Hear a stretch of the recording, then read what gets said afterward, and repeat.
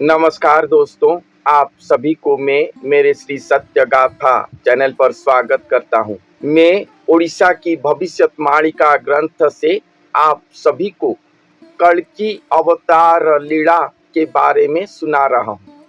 तो मैं हमेशा कहता आया हूँ कि कलियुग की अंतिम लीला समय पर एक दिव्य महापुरुष आएंगे जो कि स्वयं विष्णु अंशज होंगे और स्वयं ब्रह्म प्राप्ति करके स्वयं विष्णु कहलाएंगे और स्वयं भगवान से अनंत शक्ति को प्राप्त करके स्वयं अनंत विष्णु या अनंत नारायण कहलाएंगे।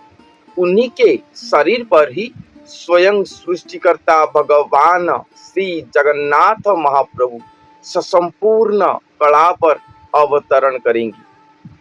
वो स्वयं अनंत कोटि कलाधारी होकर आगमन करेंगे और दो स्वरूप एक स्वरूप होगा और वो दिव्य महापुरुष के शरीर से निकलकर स्वयं श्री जगन्नाथ महाप्रभु अपना दिव्य स्वरूप पर प्रकट होंगे, जो स्वरूप को देखकर ये कलिकाल क्षय जाएगा और श्री सत्य युग सुप्रतिष्ठित होगा। तो ये मैं भविष्यवाणिका ग्रंथ से कह चुका हूँ। आप सभी ने मुझे बारंबार प्रश्न किए हैं कि वो दिव्य महापुरुष कहाँ पर होंगे। उसका उत्तर है कि भारत पर होंगे। तो भारत के कौन से स्थान पर वो होंगे, इसके बारे में भविष्यवाणिका ग्रंथ पर क्या लिखा गया है आप अनेक बार मुझे पूछे हैं और मैं इसके बारे में नहीं कहता हूं, तो अनेक भी कमेंट करके लिखे हैं कि वो कहां पर होंगे। ये प्रश्न का उत्तर भविष्यवाणिका ग्रंथ पर नहीं है। तो आज मैं संत हरिदास जी की ग्रंथावली पुस्तक पर वो महापुरुष कहां पर होंगे उसके बारे में जो लिखा गया है उसको आपके सामने पूरे पुस्तक प्रमाण उक्ति सहित उपस्थापन करूंगा। ये बात संत हरिदास जी की ग्रंथावली पर क्षेत्र महात्म्य अध्याय पर लिखा गया है। ये क्षेत्र महात्म्य 5 पृष्ठा का है। पेज नंबर 77 से 81 तक लिखा गया है ये क्षेत्र महात्म्य और 81 पेज पर वो महापुरुष कहाँ पर होंगे लिखे हैं और वो क्षेत्र का वर्णना इस 5 पृष्ठा पर किया गया है। उसके पहले पैराग्राफ को भी मैं आपको सुनाऊंगा। तो पहले सुनते हैं कि कहाँ पर वो महापुरुष रहे होंगे। यहाँ पर महापुरुष ने लिखे हैं, श्री गुरु मोहर मस्त रामदास श्री पुरुषोत्तमे वास तांक आज्ञा पाई नीलगिरीनाथ चरणे अति मुहास आहे सुज्ञजने पुण्य देहा माने विष्णु वैष्णव आदि क्षेत्रे नित्य स्थिति मुका ही जानती कही देले दयानिधि। अर्थात श्री गुरु मोहर मस्त रामदास श्री पुरुषोत्तमे वास संत हरिदास जी ने लिखे हैं कि ये जो श्री गुरु हैं ये मस्त रामदास हैं और श्री पुरुषोत्तम पर वास करते हैं। तांको आज्ञा पाई नीलगिरीनाथ चरणे अति मुहास, उनके आज्ञा पाने के लिए स्वयं नीलगिरीनाथ श्री जगन्नाथ महाप्रभु वो महापुरुष वो श्री गुरु के चरण पर अति ही प्रीतिपूर्ण भाव पोषण करते हैं। आहे सुज्ञजने पुण्य देहा माने विष्णु वैष्णव आदि। संत कहते हैं, हे सुज्ञजन पुण्य देही जन और विष्णु वैष्णव जन जो अपने आप को सिद्ध पुरुष कहते हुए अपने आप को विष्णु कहते हो और जो वैष्णव जन हो और जो पुण्य देही जन हो, अनेक पुण्य अर्जन करते हो और जो सुज्ञ सुजन जन हो, ये सभी जन ये बात को सुन लो। क्षेत्रे नित्य स्थिति मुका ही जानती कही देले दयानिधि। वो पुरुषोत्तम क्षेत्र पर ही नित्य विराजमान होंगे, नित्य स्थिति होगा वो महापुरुष का। ये बात दयानिधि अर्थात स्वयं भगवान मुझे कहे ही, नहीं तो मैं कैसे जानता कि वो महापुरुष कहाँ पर होंगे। ये बात पेज नंबर 81 पर लिखा गया है। फिर से दोहराता हूँ इसका अर्थ को। मेरे श्री गुरु स्वयं मस्त रामदास हैं, जो कि श्री पुरुषोत्तम पर वास करते हैं। उनके आज्ञा पाने के लिए नीलगिरीनाथ श्री जगन्नाथ महाप्रभु उन्हीं के ही श्री चरण पर अति प्रीतिभाव रखते हैं। हे सुज्ञजन पुण्य देही जन विष्णु वैष्णवादि जन, ये बात सुन लो कि यही श्री पुरुषोत्तम क्षेत्र पर ही वो महापुरुष का नित्य स्थिति है।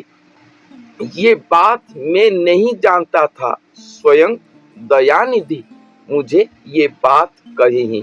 ये संत हरिदास जी ने यहाँ पर लिखे हैं। श्री गुरु, वो श्री गुरु आप सोचोगे कि संत हरिदास जी ने अपने गुरु जी के बारे में लिखे हैं। नहीं, अपने गुरु जी के बारे में नहीं लिखे, क्योंकि यहाँ पर श्री गुरु लिखा गया है। श्री गुरु का अर्थ जैसे राम प्रभुत्व को प्राप्त करके श्री राम हुए, कृष्ण श्री कृष्ण हुए, उसी तरह गुरु स्वरूप में आए स्वयं नारायण अपने शक्ति को ससंपूर्ण प्राप्त करने के बाद स्वयं श्री जगन्नाथ महाप्रभु को अपने शरीर पर प्राप्त करने के बाद श्रीत्व लाभ करे। इसलिए वो श्री गुरु है, जो कि जगत उद्धार करने के लिए आएंगे। वो ही मेरे श्री गुरु हैं मस्त रामदास। वो राम ही, त्रेता युग पर जो राम आए थे वो वही हैं, मगर अपने प्रभु स्वयं सृष्टिकर्ता श्री जगन्नाथ महाप्रभु के पास वो दास स्वरूप में रही होंगी, इसलिए रामदास हैं। अच्युतानंद दास जी का प्रिय शिष्य रामदास के बारे में यहाँ पर नहीं लिखा गया, और वो हमेशा मस्त होकर रहते होंगे, क्योंकि स्वयं भगवान के भाव भक्ति प्रेम पर सदा सर्वदा प्रति क्षण निमिष वो मस्त होकर रहे होंगे। इसलिए उनका नाम यहाँ पर मस्त रामदास कहा गया है। वो स्वयं राम होंगे, दास भाव पर रहे होंगे और मस्त होकर रहे होंगे, इसलिए मस्त रामदास। श्री पुरुषोत्तम पर वो वास करते होंगे और उनके आज्ञा पाने के लिए, क्योंकि स्वयं भगवान उनके प्रीति प्रेम पर इतने आकृष्ट हुए होंगे कि वो उनके सेवा के लिए चले आएंगे, इसलिए स्वयं श्री जगन्नाथ महाप्रभु उनके पास अति ही प्रीतिभाव पूर्ण होकर रहे होंगे।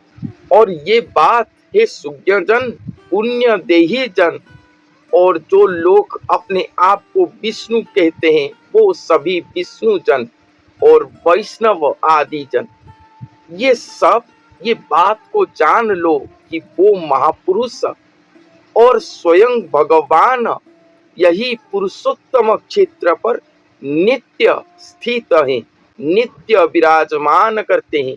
ये क्षेत्र के अलावा वो अन्य कोई भी क्षेत्र पर नहीं होंगी। ये बात संत हरिदास खुद भी नहीं जानते थे, ये बात स्वयं दयानिधि स्वयं भगवान उनको कहे हैं। तो ये श्री पुरुषोत्तम क्षेत्र के बारे में ये क्षेत्र महात्म्य अध्याय पर संपूर्ण वर्णन किया गया। तो उसके पहले पैराग्राफ को केवल आपको सुनाता हूँ। सुन सुजने क्षेत्र विचार, जेऊ क्षेत्रे ब्रह्मा विष्णु शंकर, से ही क्षेत्र नाम पुरुषोत्तम, जेपुरे बसी न पारई जम। ये क्षेत्र के महात्म्य को यहाँ पर संत ने वर्णन कर रहे हैं कि हे सुजन जन, ये क्षेत्र की विचार सुन लो, क्योंकि ये क्षेत्र पर ब्रह्मा विष्णु शंकर ये तीनों निवास करते हैं। यही क्षेत्र का नाम पुरुषोत्तम क्षेत्र है, और ये क्षेत्र के अंदर यम देवता को प्रवेश निषेध है। इस क्षेत्र पर यम प्रवेश नहीं कर पाएंगे। सकल पुण्य तीर्थ चही थाई, मानव होईता के पारु कही। सभी तीर्थों का पुण्य फल इसी क्षेत्र पर ही रहता है। मानव होकर ये क्षेत्र के महिमा को कोई भी वर्णन नहीं कर सकता। स्वयं गोलक जही रे घटना, ब्रह्मा इंद्र चंद्र से भी न बना। यही क्षेत्र पर ही गोलक स्वयं सुघटन हुआ होगा, अर्थात स्वयं श्री जगन्नाथ महाप्रभु गोलोक वैकुंठ निवासी हैं और वो महापुरुष भी गोलोकपुर धाम से आए होंगे। इसलिए ये क्षेत्र पर गोलोक वैकुंठ जोग हुआ होगा। इसलिए ये क्षेत्र को मर्त्य का गोलोक वैकुंठपुर कहा जाता है।